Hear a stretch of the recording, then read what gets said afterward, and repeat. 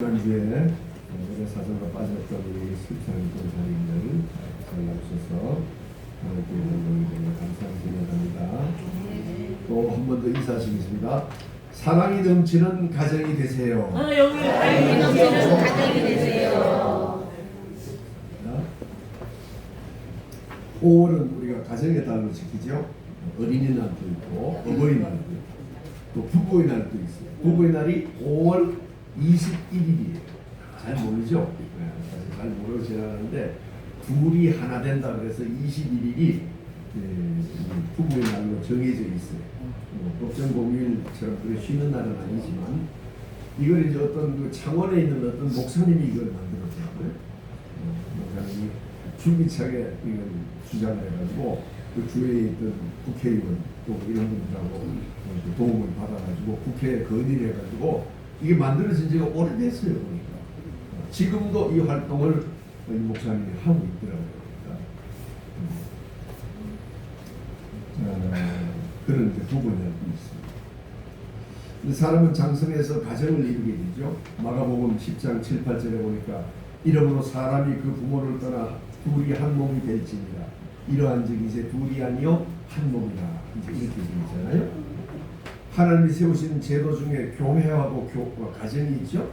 하나님이 교회를 만드시고 또 가정이라는 제도를 만들었습니다. 이 가정은 부모와 자녀 또 남편과 아내로 이루어지는 하나님이 세우신 제도고 질서입니다. 중요하고 소중한 거죠.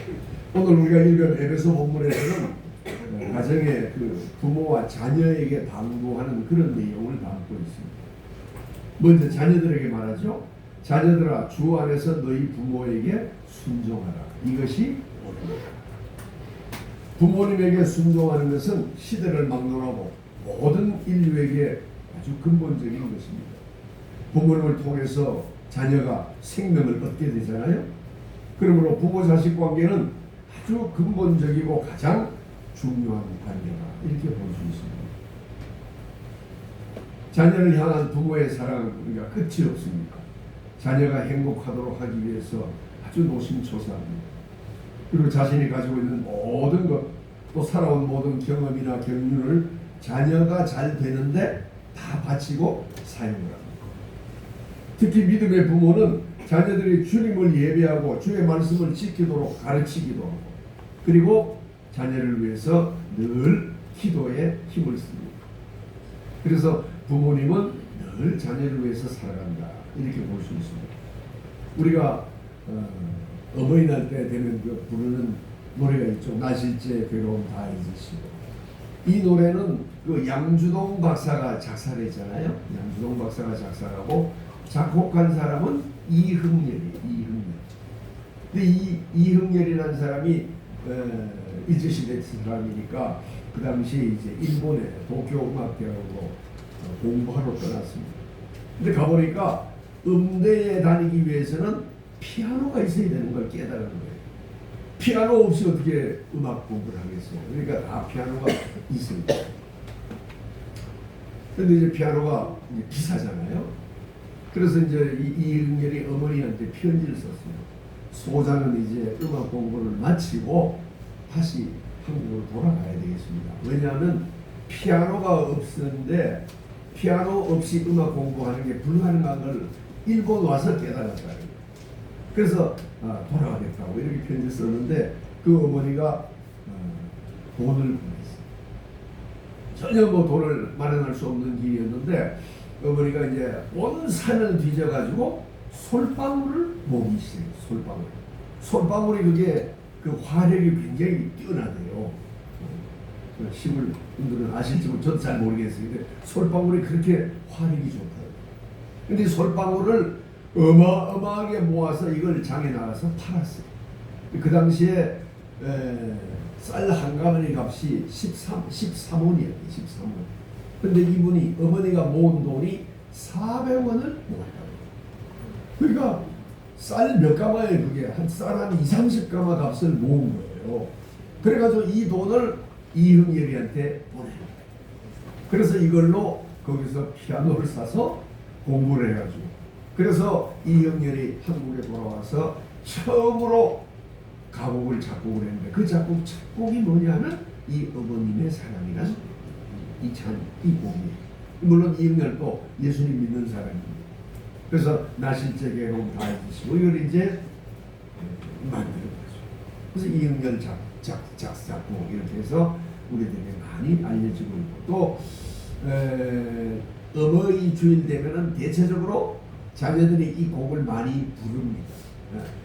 찬송가는 아니지만 내용이 거의 그 성경에 나오는 그런 내용으로 구성이 되어 있잖아요.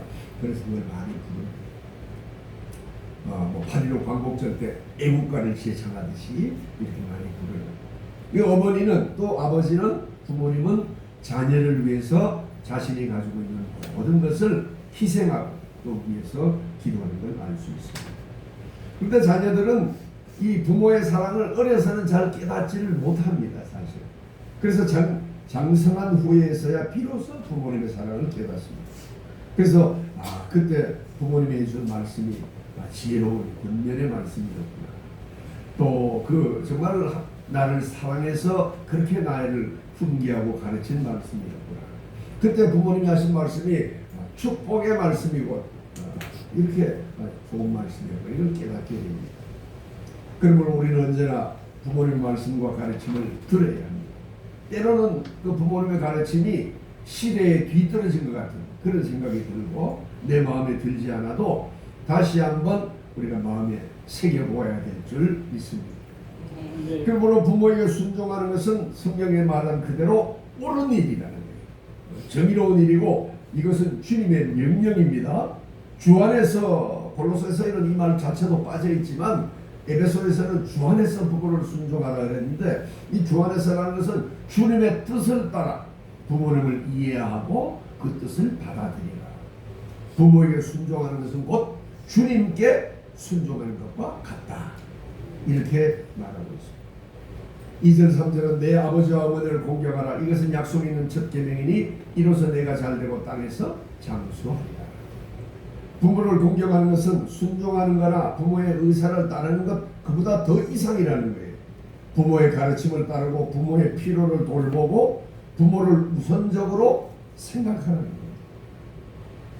탈무드에는 무엇이 부모를 영화롭게 하느냐 이렇게 묻고 부모님에게 음식물을 드리고 마실 걸 드리고 의복을 드리고 덮는 것을 제공하고 부모를 모시고 다니는 것이 바로 그렇다 이렇게 대답하고 있어요. 그런데 당시 성경에 의하면 유대인 지도자들은 부모님을 돌보아야 되는 의무를 게을리하면서 뭐라고 했어요? 고르반이라고 하면은 다 해결된다. 고르반이라는 뜻은 부모님께 들을 것을 하나님께 바쳐서 더 이상 나에게는 아무것도 없으니 이제 부모님께는 드리지 않아도 된다. 이런 말입니다. 그런 뜻입니다. 예수님은 이런 잘못된 전통을 따라서는 안 된다는 말씀을 보험서에서 우리에게 해주었습니다. 믿는 자로서 부모님을 돌보지 않는 것은 불신자보다 더 악한 이유입니다. 그래서 디모데전서 5장 8절에는 누구든지 자기 친족 특히 자기 가족을 돌보지 아니하면 믿음을 배반한 자요 불신자보다 더 악한 자라고 얘기합니다. 가족에 대한 책임을 지지 않는 자는 믿음을 저버린 것보다 마찬가지입니다. 왜냐하면 하나님의 법과 성경을 알고도 이를 어기고 있기 때문에 그럽니다. 그러므로 친척이 가까운 이웃이 어려운 가운데 있을 때는 이들을 도와야 되는 것이 성경의 가르침입니다. 오늘 부모님만이 아니라 나이 든 사람들은 그 사람들에 대해서 우리가 존경심과 함께 또 궁핍하고 연약한 부모를 돌보는 책임이 점점점 사회적인 문제로 이렇게 대두가 되고 있잖아요. 아주 어려움이 많기 때문에 그렇습니다. 특히 우리나라가 그래요. 초기 기독교에서는 나이 든 부모를 돌보는 일을 신앙적인 의무로 여겼습니다. 그래서 부모를 돌보지 않는 것은 이방인보다 더 나쁘다라고 성경이 기록하고 있는 거예요. 사실 오늘 일어나는 각종 사회 문제들은 많은 경우에 가정생활의 결핍에서부터 일어납니다. 부모님을 공경하면은 많은 사회 문제가 해결이 됩니다. 그래서 부모를 공경하라고 하는 것은 이 하나님이 복을 주시겠다고 하는 출애굽기의 말씀으로부터 나온 거죠. 10계명의 제5계명에서 나온 거죠. 내 부모를 공경하라 그리하면 내 하나님 여호와가 내게 준 땅에서 내 생명이 있습니다. 십계명은 첫 계명부터 넷째 계명까지는 하나님과 관련된 계명이에요. 그리고 5계명부터 10계명까지가 사람과 관련 그땐 그런 계명이잖아요. 살인하지 말라, 간음하지 말라, 도둑질하지 말라. 이제 사람과 관련돼요. 첫 번째 계명, 나 외에 다른 신을 두지 말라. 이것이 모든 10가지 계명의 기초가 되듯이 다섯 번째 계명, 내 부모를 공경하라. 이 한 계명이 바로 인간과 관련된 나머지 모든 계명의 기초가 되고 근본이 되는 말씀입니다. 하나님과의 관계가 언약의 시작인 것과 마찬가지로 부모님과의 관계가 모든 인간관계의 출발점입니다. 부모에게 효도하는 사람은 살인하지 않습니다. 도둑질하지 않습니다. 거짓 증거하지 않는다. 부모를 순종하고 공경하는 사람 곧 효도하는 자에게 하나님은 땅에서 잘되고 오래 사는 축복을 약속했습니다. 부모를 공경하면 어려운 환경에서도 주님의 평화를 경험하고 축복을 받습니다. 그러나 순종하지 않는 자는 번성하거나 행복하기 어렵습니다. 왜냐하면 하나님의 말씀을 이미 어겼기 때문에 이어서 부모를 효도하지 않는 사람은 다른 죄도 짓기 쉽기 때문에 그렇습니다. 부모를 공경하는 말은 공동체 입장에서 보면은 앞선 세대, 나이가 든 세대 이를 존경하고 그들이 가지고 있는 경험을 존중하는 그런 뜻이 있습니다.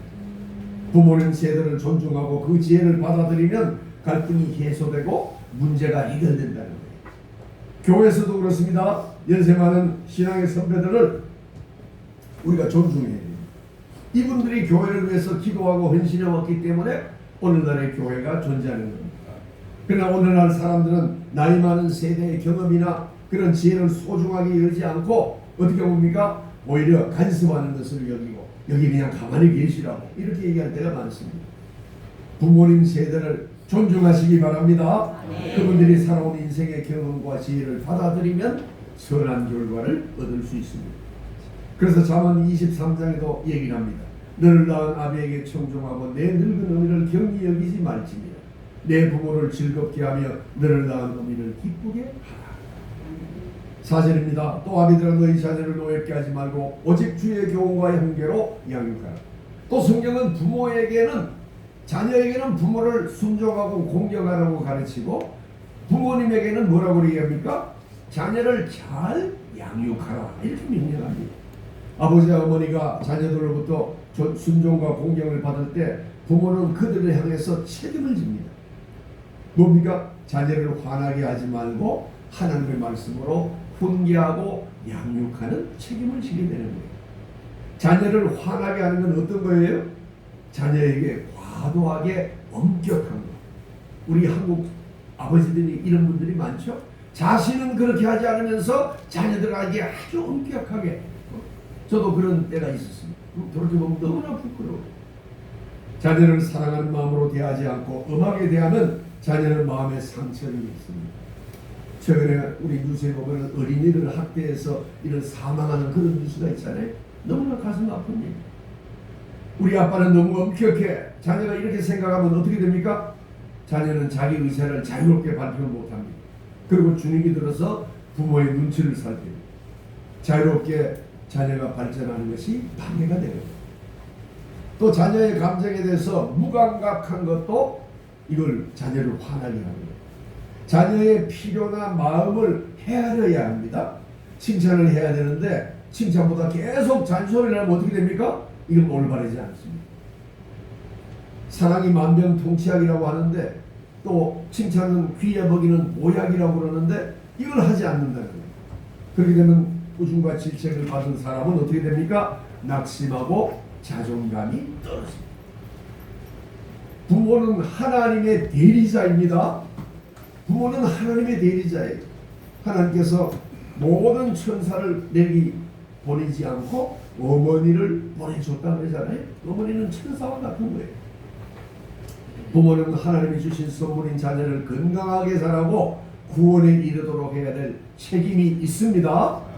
자녀들이 주의 말씀을 따라 살아가도록 도와야 됩니다. 주의 사랑을 가지고 인내하면서 자녀를 설득해야 됩니다. 그렇게 함으로써 자녀가 스스로 자신의 길을 헤쳐나가도록 그렇게 해야 될 책임이 우리에게 주어져 있습니다. 부모는 자녀를 바르게 키우기 위해서 자녀들에게 적절한 훈련과 훈계를 해야 합니다. 만약 자녀들이 주님의 훈계와 자녀의 훈계를 교훈을 받지 않으면 어떻게 됩니까? 이 자녀들은 자신의 습관에 빠져서 또 인간이 가지고 있는 악한 본성에 따라서 세상적인 즐거움을 더 추구하는 그런 사람으로 자라게 됩니다. 하나님을 섬기지 않게 되고 나중에 점점 성장해서 무신론적인 그런 태도를 가지고 성경을 우습게 여기고 하나님의 말씀을 마음 깊이 새기지 않는 그런 교만한 사람이 될 수 있습니다. 이렇게 되면 어떻게 됩니까? 하나님에 대한 경건한 믿음이 세워지지 않습니다. 하나님의 말씀을 어리석은 것으로 받아들이는 그런 일이 일어납니다. 그러므로 우리는 자녀를 주의 말씀에 근거해서 훈계하고 훈련할 필요가 있습니다. 무엇보다 주의 교훈과 훈계는 부모님의 삶으로 보여주어야 됩니다. 이게 정말 어려운 거죠. 부모의 신앙생활은 자녀들의 삶과 인격 형성에 결정적인 영향을 줍니다. 그래서 잠언서 22장에도 말씀하죠. 마땅히 행할 길을 아이에게 가르치라. 그리하면 늙어도 그것을 떠나지 아니하리라. 그러므로 자녀들이 어려서부터 그리스도인 부모 안에서 사랑을 받으며 성장하는 것, 이건 엄청난 축복입니다. 어려서부터 훈련받아야 그의 삶이 좋은 습관이 형성이 되고 하나님의 자녀로 성장할 줄 믿습니다. 또 오늘 두 번째 본문인 골로새서의 말씀은 가정의 중심인 남편과 아내에 대한 말씀이에요. 아내들아 남편에게 복종하라. 이는 주 안에서 마땅하니라. 남편들아 아내를 사랑하며 괴롭게 하지 말라. 결혼은 두 사람이 연합해서 한 몸이 되는 그런 기적이잖아요. 그래서 성경은 둘이서 한 몸을 이루는 이 결혼의 비밀이 크도다 이렇게 얘기하고 있습니다. 골로새 본문은 결혼한 부부에게 뭐라고 그럽니까? 남편에게 복종하고 아내를 사랑하라. 이거예요. 남편에게 복종하고 아내를 사랑하라. 하나님이 세우신 질서 안에서 아내는 남편의 권위를 존중해야 됩니다. 남편을 세워줘야 되고 남편이 바른 뜻을 걸어갈 수 있도록 도와주어라는 거예요. 이것이 성경적인 가르침입니다. 또 남편은 어떻게 해야 됩니까? 남편은 아내를 사랑하고 괴롭게 하지 말아야 돼요. 성경은 아내 사랑하기를 그리스도께서 교회를 위해서 당신의 몸을 바치신 것처럼 그렇게 하라고 말씀하고 있습니다. 예수님이 우리를 위해서 몸을 내어주신 것처럼 남편이 아내를 사랑해야 되는 거예요. 이게 성경의 가르침이에요. 그러므로 남편은 자신의 권위를 내세우면서 아내를 괴롭혀서는 안 됩니다. 거친 말을 해서 안 되고 냉담한 태도로 불쾌하거나 불친절해서 그렇게 하면 안 됩니다. 모든 면에서 아내에게 가장 친절해야 돼요. 아내를 가장 먼저 이해하고 돌봐주어야 될 줄 믿습니다. 이게 성경의 가르침이에요. 생각이나 말이나 행동이나 모든 생활에서 그렇게 하라고 성경이 가르치고 있습니다. 혹 다투더라도 날이 가기 전에 화해하라 이렇게 말하고 있습니다. 우리가 돌이켜 생각해 보면 남성들이 대부분 문제가 많은 경우가 있어요. 한국 사람들 특별히 얼마나 자신의 권위를 내세우며 자신의 잘못을 인정하지 않고 그렇죠? 하나님 보시기에 가소로움이 있죠. 하나님이 얼마나 마음속으로 아파하시겠어요. 우리가 지난 세월 생각해보면 우리가 아내에게 사랑하지 않고 괴롭게 하고 또 말로 상처 주고 냉담하게 대하고 이런 일들을 너무나 많이 한 걸 기억합니다. 이걸 다 하나님께 회개하시기 바랍니다. 아멘. 오늘 가정이 위기에 노출되는 경우가 너무나 많습니다. 우리나라도 그렇고 선진국은 말할 것도 없고 후진국은 더 말할 것도 없고 그렇죠. 자식을 팔아넘기고 뭐 후진국은 그렇잖아요. 온 세상의 가정이 위기입니다. 이것은 종말에 사탄이 악하게 역사하는 거예요. 그러므로 예수님을 믿는 가정만이 여기서 승리할 수 있습니다. 하나님이 가정을 붙드시고 든든히 세우지 않으면 부부는 함께 소망하고 바라는 목표를 이룰 수가 없습니다. 부부가 하나 되어 믿음으로 나갈 때 그 두 사람의 수고가 헛되지 않고 아름다운 열매가 맺어질 줄 믿습니다. 자녀들이 주 안에서 아름답게 자라서 위대한 인물로 크는 것 부부에게 달려 있습니다. 영혼의 공사라고 하는 책을 쓴 이건호 목사의 간증을 제가 소개해드리겠습니다. 제가 요즘 읽고 있는 책 여러 권이 있는데 대부분이 주님의 은혜 안에 거해야 된다는 내용이에요. 가정이든 교회든 주님의 은혜 안에 거하지 않으면 해결 방법이 없다는 거예요. 주님의 은혜 안에 거하면서 성령께서 만져주실 때 모든 문제가 해결이 된다는 거예요. 건강의 문제도 해결되고 부부 문제도 해결되고 자녀 문제도 해결되고 주님의 은혜 안에 있기를 소망합니다. 이건호 목사님은 4살 때 어머니가 돌아가시고 6살 때부터 새어머니와 함께 살았어요. 그래서 어린 시절 거의 20년 동안 재혼 과정에서 받은 마음의 상처와 학창시절에서 받은 마음의 고통을 견디기 어려웠다. 이렇게 써요. 그렇죠? 고등학생 때부터는 불안과 두려움이 심해도 또 편두통이 일어났습니다. 힘든 마음을 술로 달래보고 몸을 혹사해서 바쁘게 살아봤지만 결국 신경정신과에 다니게 됐습니다. 의사의 첫 마디가 너는 누구를 그렇게 미워하느냐 이런 말씀이었어요. 그러면서 얘기하기를 사람이 많은 곳에 취직하지 말고 혼자 할 수 있는 일을 선택하고 결혼은 가급적 안 하는 게 좋고 이제 내가 진단서를 써주면 너는 군대에 안 가도 된다 이런 말을 들었다. 얼마나 낙심이 되고 두려운 말이었습니까? 그래서 이후에 4년간 병원에 다녔습니다. 그러다 22살 때 옆집에 형의 전도로 옆집에 사는 어떤 형이 있었던 것 같아요. 그 형의 전도로 예수님을 믿고 구원을 얻게 되었습니다. 예수님을 믿어서 구원의 감격은 있었지만 마음의 목마름은 해결되지 않았다고 했죠. 예수님을 믿은 후에도 기도만 하면 새어머니한테서 받은 상처가 떠올랐습니다. 7살 때 기억이 선명하게 떠올랐는데 새어머니가 걸레통으로 머리를 때리는 장면이었습니다. 초등학교 3학년 때 기억이 떠올랐는데 아침 7시에 새어머니가 방으로 뛰어들어와 잠든 내 얼굴을 발로 마구 차는 장면이었습니다. 자세히는 모르지만 아마도 빨리 일어나서 학교 가라고 얘기했는데 안 일어났으니까 새엄마가 들어와서 때렸던 그런 게 아닌가 싶은 발로 쳤던 그런 장면이 아닌가 싶어요. 제 생각에. 기도하면서도 자꾸 옛날 일이 생각해서 악한 마음이 일어나던 중에 건호야 건호야 부르는 소리가 들렸습니다. 하나님의 음성이었습니다. 새어머니가 너를 왜 그렇게 때린 줄 아느냐? 그래서 대답하기를 원래 못된 경상도 여자잖아요. 하고 대답하자 아니다.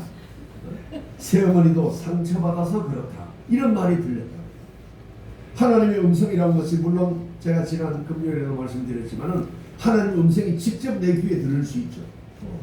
사울을 향해서도 사울아 사울아 내가 나를 위해 핍박하느냐 성경이 나오잖아요. 직접 들을 수도 있지만 대부분의 경우는 그 마음이 강하게 드는 것이 하나님의 음성으로 듣는 거예요. 내 마음속에 내가 기도하거나 찬송할 때 또 고요한 묵상 중에 하나님께서 내 마음속에 강력한 마음으로 확신이 생기는 그런 음성이 들릴 수 있는 거죠. 귀에 들리지 않고 마음의 확신으로 들으면 이것도 하나님의 음성입니다. 우리가 기도할 때 그런 음성을 듣습니다. 그러면서 새어머니의 인생이 보였어요. 첫 결혼해서 3남매를 낳고 남편과 헤어지고 다시 우리 아버지를 만나서 3남매까지 6아이를 기르게 된 삶이 눈앞에 스쳐지려갔습니다. 그 순간 물결 같은 것이 나에게 밀려왔습니다. 새어머니가 불쌍하다는 감정이었습니다.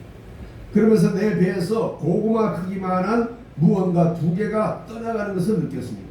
이어서 머리 뚜껑이 열리는 체험을 했고 오랫동안 괴롭혀온 심한 두통이 사라졌습니다. 이어서 하늘에서 물인지 기름인지 모를 시원한 것이 내 머리로 들어와서 온몸을 씻고 내 배에서 터져나가는 체험을 20분 정도 했습니다. 그 후로 새어머니와 편안한 관계가 되었습니다. 주님이 내 마음속에 굳은 마음을 제거하시고 부드러운 마음을 주셨습니다. 그 후에 기도할 때 더는 새어머니에 대한 상처가 떠오르지 않았습니다. 그 후에는 약을 먹지 않아도 정상적인 생활이 가능해졌다. 목사님은 이렇게 치유를 경험한 이후에 신학교로 진학을 했고 목사 안수 후에 유럽에서 선교 사역을 하다가 이후에 미국 푸글러 신학교 선교대학원에서 10년간 병든 마음과 끼어진 가정의 치유를 공부하고 순복음 대구교회에 부임해서 지금까지 목회하고 있습니다. 제가 찾아봤어요. 지금도 목회하고 있더라고요. 목사님이 또 배우자를 위한 기도를 했어요. 배우자. 두 가지 기도를 했다고. 첫째는 경상도 여자만 아니면 된다. 새어머니가 너무 자신에게 경상도 사투리를 욕하면서 때리는 것이 싫어서. 목사님은 충청도 양반집이었다고. 아멘. 둘째 조건은 말 없는 여자라 해야 된다. 왜냐하면 새어머니가 너무 말을 많이 했다는 거예요. 그래서 나이가 들어가지고 교회 성가대에서 오르간 반주자를 만났는데 이분이 딱 조건에 맞는 거예요. 서울 여자고 말이 별로 없었다. 그래서 결혼을 했는데 결혼하고 나니까 전혀 딴 사람이에요. 얼마나 혈기가 많은지. 원래 고향이 이북의 평양 출신이에요. 이북 출신이 굉장히 생활력이 강하고 힘이 있고 그렇잖아요. 그래서 결혼한 후 3개월 만에 아내에게 잡혀 살면서 목사님이 설교하는데 말을 더듬게 됐다. 얼마나 그래서 병원에 가보니까 기가 막혀서 이렇게 얘기를 하더라는 거예요. 그럴 수 있죠. 목사님이 충청도 양반인데 이 어머니 이 아내는 이제 너무 혈기가 있고 씩씩한 이런 분을 만나가지고 3개월 돼가지고 설교가 막힐 정도로 그때부터 목사님은 십자가를 붙들고 살았다고 합니다. 의견이 달라 다투면 아내는 파르르 혈기를 부리면서 돌아누워서 자버리고. 근데 이 내성적인 이 목사님은 잠을 못 자고 소심하게 아내의 등을 향해서 십자가를 들으면서 혈기마귀야 물러가라 이렇게 조용하게 기도했다는 거예요. 그런데 변화가 없었다. 근데 미국으로 유학을 떠나야 되는데 도저히 아내랑 같이 갈 자신이 없어. 그렇게 심각했던 거예요. 그래서 혼자 떠났습니다. 그래서 미국에서 이제 가정의 다툼을 일으키는 마귀의 약한 꾀를 부수기 위해서 금식 기도를 매주에 정한 날짜를 해서 하게 됐어요. 그래서 매주 요일을 정해서 목사님은 미국에서 기도하고 또 같은 날 사모는 한국에서 기도하고 이렇게 해서 둘이 기도하기로 하고 열심히 서로 기도했어요. 기도원 가서 기도하고 자녀들을 위해서 기도했어요. 6개월간 기도했는 어느 날 환상을 보게 되었는데 하늘에서 웅장하고 힘있고 아름다운 손이 내려오는 환상이었습니다. 그러면서 하나님의 손이다 하는 음성이 마음속에 들렸고 손이 내려오는데 그 갈색 마룻바닥에 이렇게 손이 내려와서 짚는데 보니까 초록빛 잔디로 변해 있었고 다시 이렇게 잡아 올렸는데 너의 집안이다, 너 내 식구다 이런 말이 들렸다는 거예요. 이제 하나님께서 자기의 손으로 잡아주셨다는 거예요. 그러면서 하늘로 올라가는데 밑에 뿌리가 시커먼 그 수백 개나 되는 자잘한 뿌리들이 마구 검은 게 붙어 있었는데 이것이 툭 하고 끊어진 그런 환상을 본 거예요.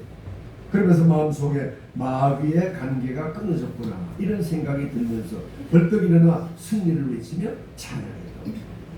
그 하루 뒤에 새어머니로부터 유산을 받아가라는 연락을 받았습니다. 아버지가 돌아가신 후에 몇 년째 새어머니와 유산 문제로 갈등이 있어요. 그렇죠? 아버지가 돌아가시기 전에 유산 문제를 잘 해결을 해야 되는데 자녀들 간에 그 문제가 해결이 안 됐어요. 그래서 아버지가 돌아가신 후에 이 문제로 늘 갈등이 있었는데 이 문제가 바로 다음 날 하나님께서 해결해 주셨고요. 그렇게 해서 우리 가정에 지긋지긋한 싸움이 끝났구나 하는 확신이 들었고 한국으로 와서 유산을 받고 가족들을 데리고 미국으로 가서 박사과정을 마쳤다. 이렇게 기록하고 있습니다. 또 아들이 중학교 1학년 때 이제 서울에 와서 목회를 하고 있는데 중학교 1학년 때 대구로 전학을 갔어요. 서울에서. 근데 그곳에서 아들이 따돌림을 당하면서 불량 청소년들과 어울려서 가출하고 나중에는 경찰서까지 연락이 오게 됐어요. 그래서 미국 고등학교에 보내야 되겠다. 이렇게 생각을 하고 미국으로 데려갔는데 입학 하루 전에 집을 싸면서 자기는 다시 한국으로 돌아가겠다고 때를 쓴 거예요. 아들. 그래서 목사님이 아들을 붙들고 함께 울면서 기도하면서 예배드렸는데 그때 아들의 마음속에 강력한 성령의 임재가 일어나 그 사건이 있는데 제가 길어서 얘기를 하지 않겠습니다. 아들이 변했어요. 그래서 아들이 회개하고 내가 미국에서 공부를 계속하겠습니다. 이렇게 해서 미국에서 공부를 해서 또 거기서 대학까지 마치고 한국에 와서 신학대학원을 다시 들어가서 현재 전도사로 목회 사역하고 있다는 것을 알려줬습니다. 그러면서 목사님이 고백합니다. 상담이나 어떤 야단도 소용이 없다는 거예요. 성령님이 만져주셔야 된다. 맞습니다. 자녀들을 주님이 만져주셔야 됩니다. 우리 뜻대로 안 되는 게 얼마나 많습니까? 우리가 가지고 있는 문제가 해결 안 되는 게 얼마나 많습니까? 주님께 맡기고 주님이 만져주시기를 기도하시기 바랍니다. 아멘. 험하고 복잡한 세상에서 아름답게 성장하도록 주님이 지켜주셔야 됩니다. 자녀를 위해서 기도하시기 바랍니다. 아멘. 주님께 맡겨야 됩니다. 또 목사님은 아버지의 관계도 소원했어요. 아들이 좋은 대학을 나와서 또 아버지를 이어서 아버지가 은행원이었는데 그 당시 잘 살았다고. 근데 아버지를 이어서 은행에 취업해서 다니고 있습니다. 다니고 있는데 갑자기 아들이 직장을 그만두고 내가 병을 고쳤으니까 이제 신학교에 가야 되겠다 이렇게 하니까 아버지가 아들에게 냉담하게 돌아섰습니다. 아들이 믿는 예수님을 완강하게 거부했습니다. 그러던 중에 아버지 몸에서 종양이 발견이 됐어요. 진단을 해보니까 후두암 말기고 짧으면 2개월, 길면은 6개월 살 수 있다는 그 말을 들었습니다. 그때 아버지에게 예수님을 정했더니만 예수님의 말씀을 듣기도 하고 그리고 날마다 혼자 방에 가서 울면서 회개하고 기도하는 생활을 했다고 합니다. 그래서 하는 이 아버지가 영적 기도를 따라하고 이렇게 민원의 신앙생활을 했는데 또 온 가족이 아버지를 위해서 기도했는데 어느 날 그 아버지가 꿈속에서 하나님을 만난 그런 역사가 일어났어요. 그래서 하나님을 2번 만났는데 목에 있던 혹을 떼가는 그런 환상을 보았다고 해요. 그날이 마침 항암 주사를 처음 맞는 날이었는데 나중에 보니까 혹이 깨끗이 사라진 것을 발견했다고 합니다. 그래서 목사님은 나중에 이런 고백을 합니다. 하나님, 이런 불행한 목사의 가정도 고칠 수 있나요? 이게 이거는 목사의 그 고백이에요. 이런 불행한 목사의 가정이 다 행복한 게 아닙니다. 목사의 가정도 얼마나 어려운 분들, 저도 그런 분들을 얘기를 많이 들었어요. 목사의 가정에도 부부가 얼마나 싸우는지 그런 가정이 많아요. 하나님, 이런 불행한 목사의 가정도 고칠 수 있나라는 그렇게 자신의 삶과 가정에 대해서 이걸 위해서 하나님께 기도했는데 주님으로부터 응답이 임한 줄 믿습니다. 아멘. 상처 입은 마음의 신음소리를 들으신 하나님께서 이 목사님의 영혼을 새롭게 고치는 공사, 영혼의 공사를 시작했고 주님의 은혜로 상처가 치유받고 가지고 있는 문제가 해결되고 또 성령 충만에 방해물이던 가정이 새롭게 되었다. 이렇게 고백하고 있습니다. 가정이 성령 충만의 방해물이었다고 하는 거예요. 이 목사님이 생각할 때 그것이 다 해결됐다고 고백하고 있습니다. 우리 가정이 회복되기를 바랍니다. 아멘. 부모님께 순종하고 공경하고 자녀를 잘 양육하고 부부가 서로 사랑하는 것이 성경의 가르침인데 사탄이 이거를 악하게, 그렇죠? 자꾸 방해합니다. 인간의 연약함을 이용해서 다툼을 일으키고 악한 생각을 일으키고 혈기를 부리게 하고 믿음을 떠나게 하고 자신의 뜻을 강조하고 이렇게 하도록 하는 것이 사탄의 꾀입니다. 그러므로 우리는 아름다운 가정을 위해서 주님께 기도하시기 바랍니다. 아멘. 진정한 마음으로 기도하지 않고는 아름다운 가정 생활이 이루어지지 않습니다. 그러나 우리가 진심을 다해서 하나님께 무릎 꿇고 기도하면 하나님께서 우리의 가정을 아름답게 회복시켜 주십니다. 아멘. 건강을 주시고 물질도 풍성해 주시고 형통하게 하시고 자녀들이 행복하게 하시고 주님의 은혜가 임하게 하여 주실 줄 믿습니다. 아멘. 하나님께서 눈동자와 같이 자신의 눈동자와 같이 우리를 살피신다고 그랬잖아요. 하나님은 우리를 위해서 은혜를 베푸시는 하나님입니다. 주님의 은혜가 우리 가정에 흘러야 됩니다. 무엇보다 주님의 은혜가 우리 가정에 흘러야 됩니다. 이게 가장 귀한 일입니다. 주님의 은혜가 우리 가정에 강물처럼 흘러내릴 때 모든 문제가 해결될 줄 믿습니다. 아멘. 부모님을 위해서 기도하시고 자녀를 위해서 기도하시고 남편과 아내를 위해서 기도하시고 현재 내가 봉착하고 있는 또 앞으로 해결돼야 될 문제를 주님께 내어놓고 기도하시기 바랍니다. 그러면 주님께서 해결해 주실 줄 믿습니다. 우리 주님 주시는 풍성하고 형통한 복을 누리는, 그래서 하나님의 은혜가 우리 모든 성도들의 가정과 자녀와 자녀들에게 흘러 넘치기를 주님의 이름으로 축원합니다.